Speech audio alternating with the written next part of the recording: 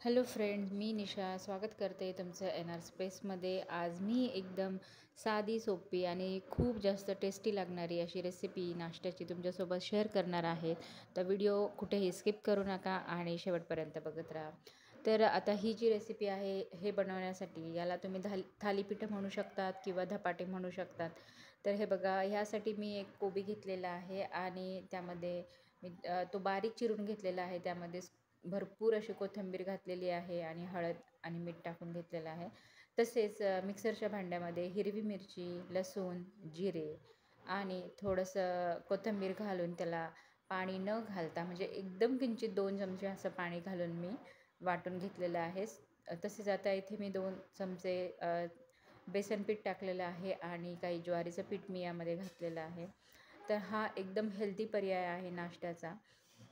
तर तुम्ही असं बनवू शकता. तर आपण इथे पाणी न घालता थोडंसं मी यामध्ये 2 चमचे तेल घातलेलं आहे आणि हे जे मिश्रण आहे याला एकत्र करून घेतलेलं आहे. तर हे सगळे जिन्नस पाणी न घालता एकत्र करून घ्यायचे, म्हणजे सगळं तो मसाला पूर्ण पिठाला आणि कोबी, कोथिंबीर या सगळ्या गोष्टींना व्यवस्थित लागेल आणि त्याची टेस्ट अजून वाढेल. तर मी याला व्यवस्थित मळून घेत आहे. तर तुम्हाला नाही मळता आलं तर तुम्ही किंचित थोडंसं यामध्ये पाणी घालू शकतात, पण शक्यतो आधी कोरडंच मळून घ्या. त्यानंतर आता मी हा छानपैकी पीठ मळून घेतलेलं आहे आणि हाताला थोडंसं पाणी लावून बटर पेपरवरती हे जे थालीपीठ आहे याला मी थापून घेत आहे. तर ते तुम्ही हातानेही थापू शकतात किंवा हाताने थापायला जमलं नाही तर तुम्ही लाटण्याला थोडंसं पाणी लावून त्याला व्यवस्थित लाटून घेऊ शकता. तुमच्याकडे जर बटर पेपर नसेल तर तुम्ही एखादा कॉटनचा कपडा घेऊन त्याला ओलं करूनही हे थालीपीठं थापू शकतात. एकदम छान आणि क्रिस्पी होतात. वरून हे क्रिस्पी असतात आणि आपण याच्यामध्ये ज्वारीचं पीठ वापरलेलं आहे, बेसन पीठ वापरलं आहे, तसेच कोबी वापरलेली आहे. सगळ्या हेल्दी गोष्टी आहेत आणि मुलं नेहमी भाजी वगैरे खाण्यासाठी कंटाळा करतात. तर तुम्ही अशा पद्धतीने त्यांना देऊ शकतात खायला. तर हे असे आपण व्यवस्थित तव्यावरती टाकून घ्यायचे आणि त्यानंतर मी यामध्ये थोडंसं तेल वापरत आहे. तुम्ही तेलाच्या ऐवजी तुपाचाही वापर करू शकतात किंवा बटर असेल तर बटरचाही वापर तुम्ही यामध्ये करू शकतात. हे जे थालीपीठ आहे हे वरून क्रिस्पी आणि आतून एकदम सॉफ्ट असे होतात आणि हे थालीपीठं गरमागरमच छान लागतात खायला.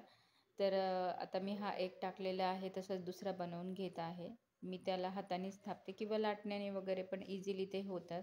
अजिबात चिकटून वगैरे राहत नाही. हे जे थालीपीठं आहेत ते इतके छान लागतात आणि सिंपल असल्यामुळे त्यामध्ये असं वेगळ्या जास्त मसाल्यांची चव वगैरे आपल्याला जाणवत नाही. तर हे खातानाही खूपच छान लागतात आणि त्यामध्ये पूर्णपणे कोबी असा शिजलेला नसतो. त्यामुळे थोडासा असा छान कच्चा असा पण तो छान लागतो. तर त्याची ओरिजिनल जी टेस्ट आहे ती आपल्याला जाणवते खाताना. त्यामुळे ते खूपच सुंदर लागतं. तर हे जे थालीपीठ आहे ते तुम्ही लोणच्यासोबत किंवा चहासोबत किंवा असेही नुसतेही खाऊ शकतात किंवा दह्यासोबत किंवा तुमच्या आवडत्या कुठल्याही चटणीसोबत, सॉससोबत, कशासोबतही तुम्ही खाऊ शकतात. मुलांनाही ते असं डब्याला वगैरे शाळेमध्ये देता येतं आणि एकदम झटपट बनवून ही तयार होणारी ही रेसिपी आहे. आणि एका कोबीपासून भरपूर 10 ते 12 असे थालीपीठं तुम्ही तयार करू शकतात किंवा कमी पण करू शकता. म्हणजे जर त्याच्यामध्ये पाण्याचं प्रमाण जर कमी ठेवलं तुम्ही तर ते तसंही करू शकतात. म्हणजे पूर्ण अख्खा कंद जो असतो त्यालाच तुम्ही व्यवस्थित धुवून घ्या आणि त्यानंतर व्यवस्थित पुसून आणि मग तो कोबी कट करा, म्हणजे जेणेकरून त्यामध्ये जास्त काही पाणी वगैरे राहणार नाही. कच्च्या भाज्या ह्या खाल्ल्या गेल्या पाहिजे आणि कोबी तर एकदम सर्व म्हणजे चांगला आहे, कारण की आता उन्हाळ्यामध्ये जेवढं गरम होतं तर त्यामुळे पाण्याच्या भाज्या ज्या असतात त्या खाल्ल्या गेल्या पाहिजे. कोबीमध्ये भरपूर प्रमाणामध्ये पाणी असतं आणि कोबी हा पौष्टिक पण आहे.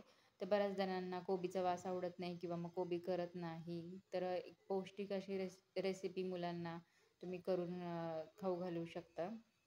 आणि ह्या थालीपीठामध्ये वाटतही नाही की कोबीचे थालीपीठं आपण असे बनवलेले आहेत. तर काही मुलं असे असतात की भाकरी पण त्यांना नको असते खायला, जी कडक होती. तर या या कॉम्बिनेशनच्या याच्यानुसार जर तुम्ही बनवलं तर ते अजिबात कडक पण लागणार नाही. वरून क्रिस्पी आणि आतमधून एकदम सॉफ्ट असे हे थालीपीठं बनवून तयार होत असतात. आणि त्यामुळे मुलांना कळत नाही की कोणती भाजी घातलेली आहे आणि त्याची चव पण छान लागते, त्यामुळे ते आवडीने खातात.